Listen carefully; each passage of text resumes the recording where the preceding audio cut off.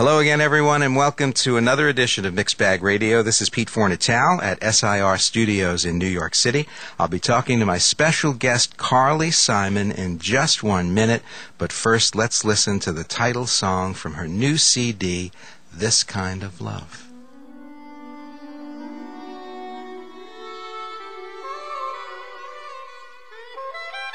Once you were just a friend of a friend at the bar.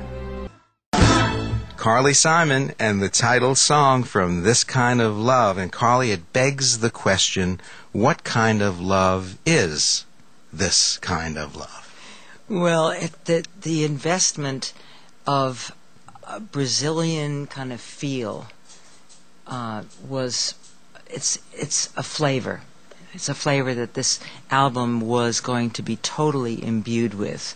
Along the way, it got not sidetracked, but it got pulled in different directions because there were different people involved, and there were just the creative life of, I didn't want to stick to something that I'd started with. Who does that?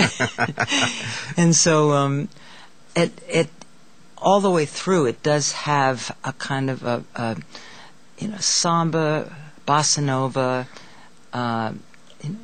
feel to it, but it's not exclusively that. Right, there are other styles Definitely. As well. In some cases, drastically different ones for you. Yes. I'm referring specifically. People Say a Lot? Yeah. Tell me a little about that one. That song is probably my favorite song on the album. Really? Yeah. It was venting. It came out of one day. It was written on one day and recorded the same day. All the words and the music. I was so upset about something that had happened in my life. And a copy of All About Eve, the movie of All About Eve, had been sitting on my coffee table all summer long. I watch it all the time, and anybody that hasn't seen it that comes to my house, I say, hey, we have to watch All About Eve, and we watch All About Eve. And any one of your listeners who doesn't know what it's about a fan who basically wants to be the star that she's a fan of, and she comes in as a very subservient, in this case, assistant, and she lies her way to the top, and she tries to steal the husband or the boyfriend in this case Betty Davis, who plays the star. Eve Harrington is the... Eve Harrington plays the fan. Right. But so at the very end, Eve Harrington she succeeds in getting a lot of what she wants, which is the prize, the ultimate award, which is akin to the Oscar or the Emmy or whatever. And she goes home with it, but by that time she's such a bitch that she can't even stand herself.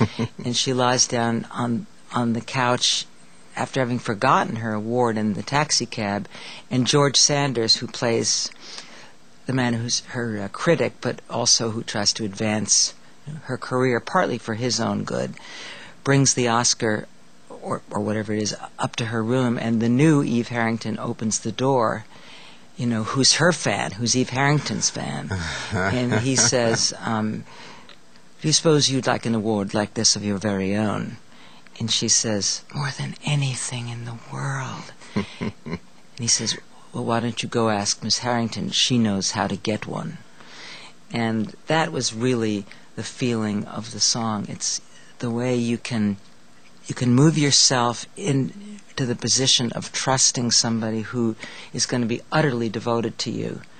And then they succeed in blackballing you in some way, or in getting what you have that you don't really necessarily want, right, because you want something else. But anyway, we've probably discussed that song enough. But you use a piece of dialogue from the film. Was that difficult to arrange? Or? Oh, it was so funny.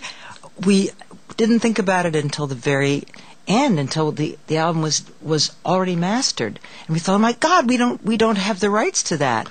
And so we called the studio, and the studio gave us the rights for a considerable amount of money, which had to come out of really my pocket, essentially. And then we thought, we don't have George Sanders rights, and we don't have the Eve Harrington, the girl who's the new Eve Harrington, right, whose name is Phoebe. And so we didn't have any problem with the Phoebe rights because she died early on and there was no estate. But when we got to George Sanders, we found out that his estate was run by a woman named Tula Watson from Sussex, England. And so I called information in Sussex, England for a Tula Watson, and there was nobody listed.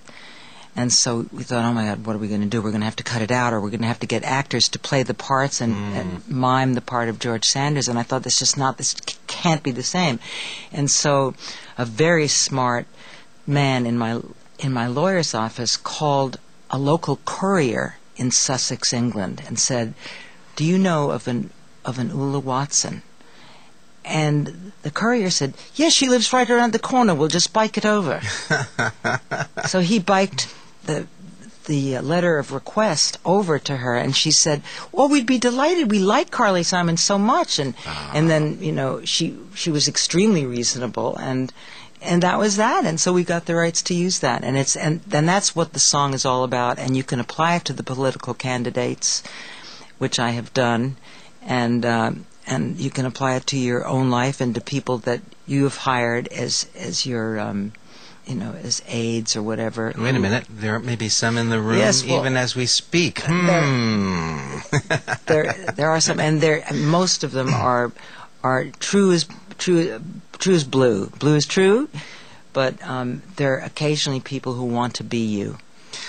Once again, though, the happy ending to that story is that sometimes when things are supposed to happen, they happen.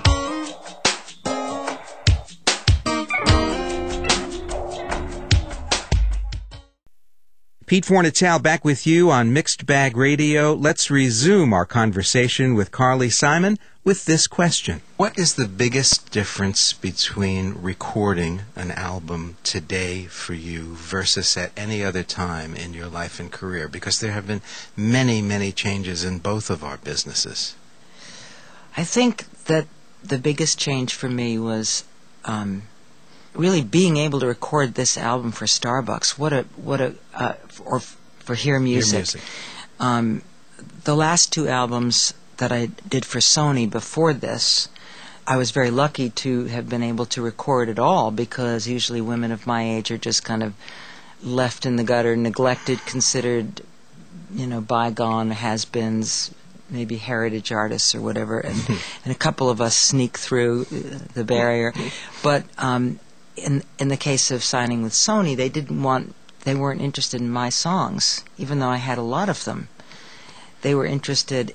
They thought, well, she can do standards very well. Let her do an album of standards, which I love to do. And sure. And I recorded it with Richard Perry. And even though I wasn't terribly involved, because Richard did the tracks primarily in Los Angeles in his own studio, and I just was kind of the girl singer coming in at the last moment and singing over the tracks, which I'd never done before. And so I felt there was a little bit of a disconnect, even though I adore Richard Perry, and he adores that music too and understands it.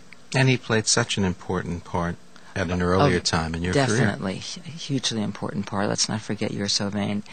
And so I love Richard, and I give him enormous credit. And we did Moonlight Serenade, and I did a little tour after that, which kept me, I guess, slightly visible in the 8 towns that I played, because I'm not a great tourer. And then the next album that they still didn't want me to do my original songs. They wanted me to do an album of lullabies. It started out as Lullabies, and then after we started to do it, I did it with Jimmy Parr, and we did it up at Jimmy Parr's studio on the Vineyard, and it turned out simply beautiful. I just adore that album, but they still didn't want me to do my own songs, but I got to do great kind of current standards like Blackbird, right, like Into White, which was the title song, which actually Hillary picked out as her favorite song, and she wrote me a letter and said, we're going to sing Into White all the way to the White House. Whoa. And so and we did a song by David Saw called Quiet Evening, which is one of my favorite songs on the album, and I recorded Somewhere Over the Rainbow, which took enormous chutzpah. And we recorded, let's see, what else did we do? We did, Hush Little Baby and Devoted to You.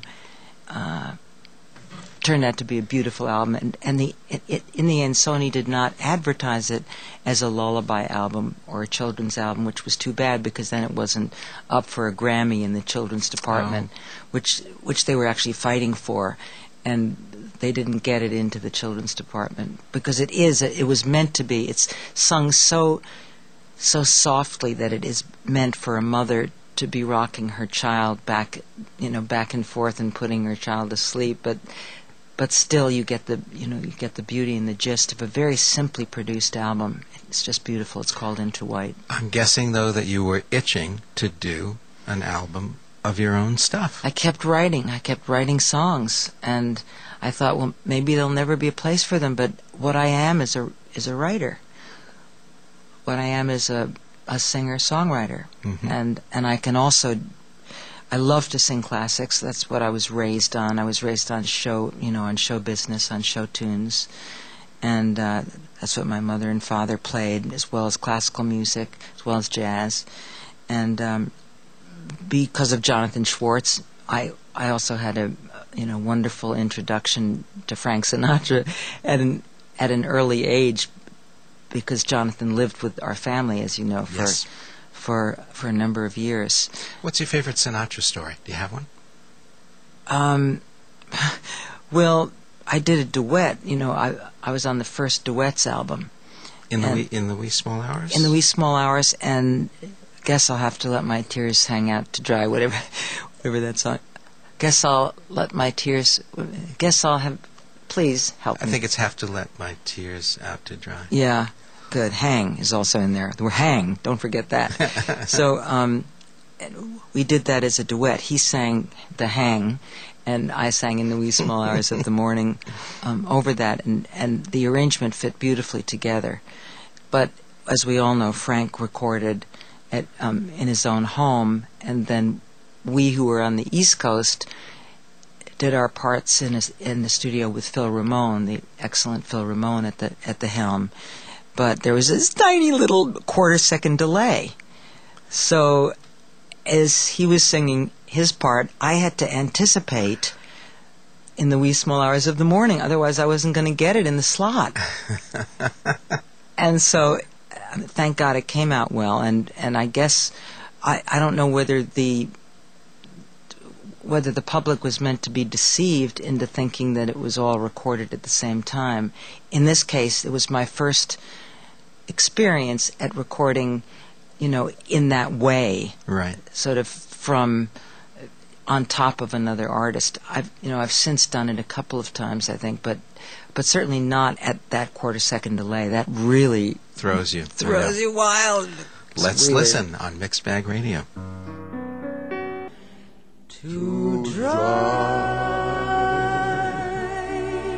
that's the time you disappear out most of all. Carly Simon and Frank Sinatra. Aren't you just glad that exists? I am so proud. I also did a duet with Placido Domingo, which is one of my great prides, which was a song from Miss Saigon, and that was a wild experience singing with him, because we're standing right next to each other. We recorded it at the same time. We took different lines in the song, but we came together on the chorus. And he was, he of the magnificent voice couldn't swing. And so I was saying, Placido, you just gotta kind of move like this. And how could I tell Placido Domingo how to move? And I'd invited Jackie Onassis, who was a great friend of mine, and Mike Nichols, to be there at the recording session. So that was a very monumental occasion. What was it? What did it appear on? Do you know? It appeared on his Broadway album. Okay, we'll track that down. I'm not familiar with it, but I want to be.